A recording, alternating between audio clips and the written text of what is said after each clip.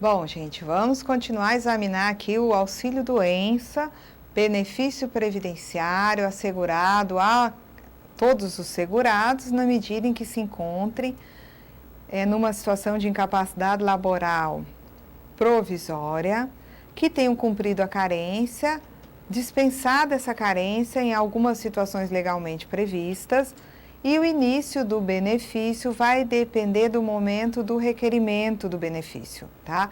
Se o segurado requer em até 30 dias do afastamento, recebe retroativamente. O empregado recebe do 16º dia em diante. Os demais receberão a partir do 1º dia do afastamento. Então, vamos até o quadro aqui. Então, assim, nós já sabemos o quem, não é? Quem tem direito? Todos os... Quem tem direito? Todos os segurados, evento, incapacidade laboral permanente, a carência, né? Aqui é de 12 contribuições, dispensada a carência em algumas situações, acidentes e doenças graves. O início do benefício depende do requerimento. Então, vamos para a próxima situação aqui. Além do quem, vamos fazer aqui o nosso eixo, sempre a gente lembrar. Quem, além do evento desencadeador do direito, além de investigar a carência, se ela é exigida ou se ela é dispensada, né?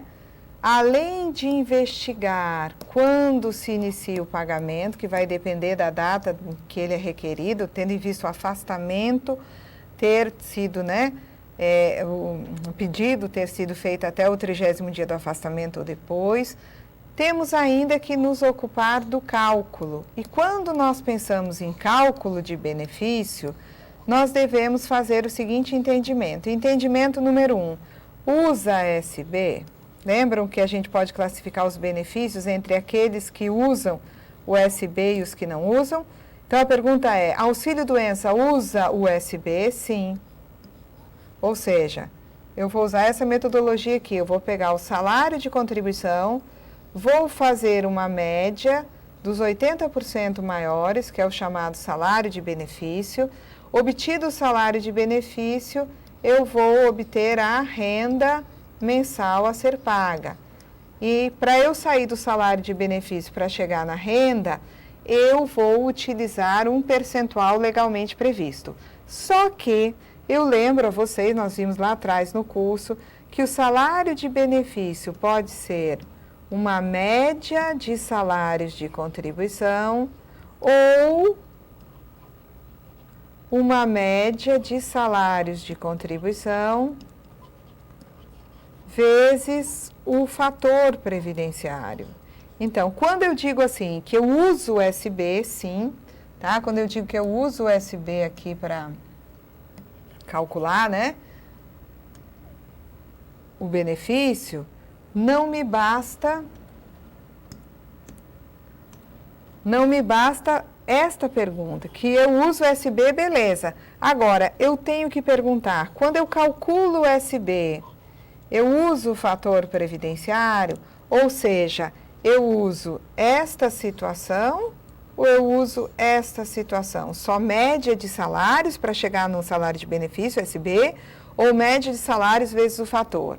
No caso do auxílio-doença, eu vou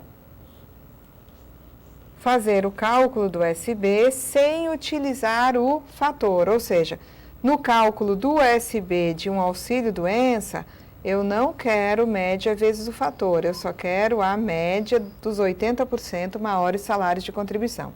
E, finalmente, eu tenho que fazer a pergunta que é, qual será a renda de um auxílio-doença? Então, eu vou fazer a pergunta, renda, como eu calculo? A renda será obtida mediante a aplicação do percentual de 91% sobre o SB, de acordo? Então, quando eu vou calcular a renda de um auxílio-doença, a minha primeira providência é calcular o SB, que eu não vou utilizar no cálculo do SB o fator previdenciário, e obtido o SB sobre o salário de benefício, eu aplico 91% conforme previsto na legislação. Então, veja só, Lá vamos nós de novo. Eu já sei quem tem direito, todos os segurados. Eu já sei qual é o evento que desencadeia o direito, incapacidade laboral provisória. Eu já sei que para o auxílio-doença eu tenho uma carência de 12 contribuições, segurado especial 12 meses, e que existem casos em que essa carência será dispensada, não é verdade? Eu sei também quando inicia o pagamento, que ele depende da data em que é efetivado o requerimento do benefício. Eu também já sei fazer o cálculo. Cálculo esse que leva em consideração 3 hipóteses. Usa SB? Sim ou não? Usa fator? Sim ou não? Como eu calculo a renda? Qual é o percentual que eu aplico sobre o SB? E, por fim, eu tenho que investigar a cessação do benefício. Cessa esse benefício? Sim. Cessa tendo em vista várias possibilidades. Cessa porque houve a recuperação da capacidade. A pessoa ficou boa, foi lá na perícia, a perícia detectou que a pessoa pode voltar a trabalhar, recuperou a capacidade, ficou curada, não é? A gente poderia chamar isso que ela teve uma alta, né? Então, recuperação da capacidade laboral, tá? Capacidade laboral. Agora, também cessa, por quê? Porque a gente vai ter uma conversão em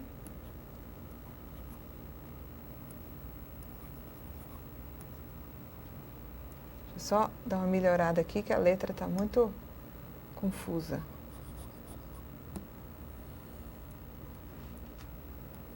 Tá? Então, ela também cessa o pagamento do auxílio-doença.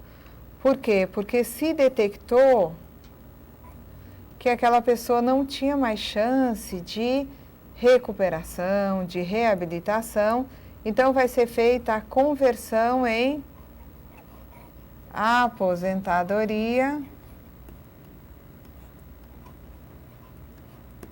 por invalidez, certo? Cessa, eu diria também, pela conversão em aposentadoria por idade também, não é? Outro tipo de aposentadoria. Cessa também pelo óbito do segurado.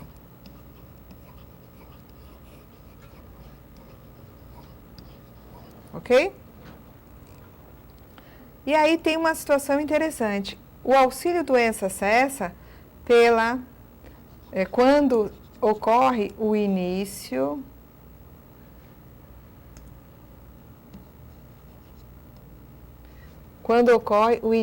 do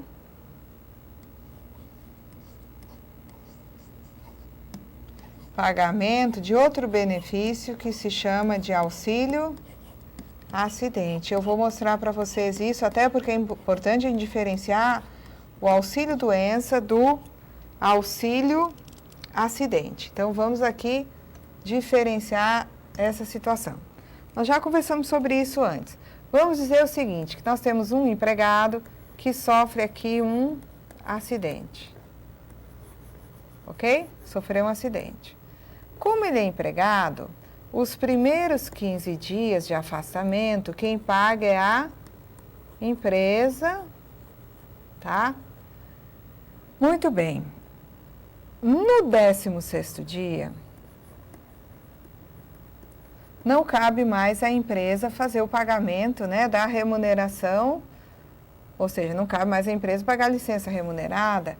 Esse indivíduo vai para o INSS, passando a receber do INSS um auxílio-doença.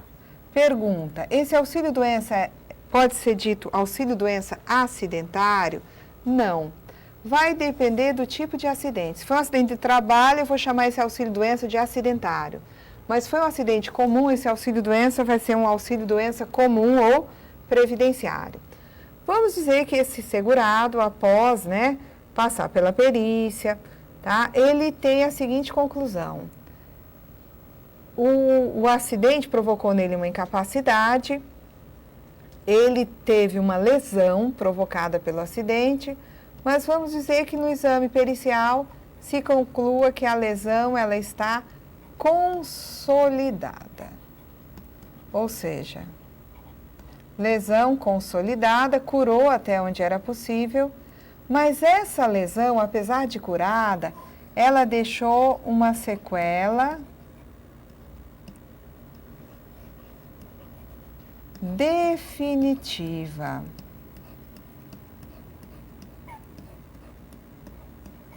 Sequela essa que determina a constatação de que o segurado tem redução da capacidade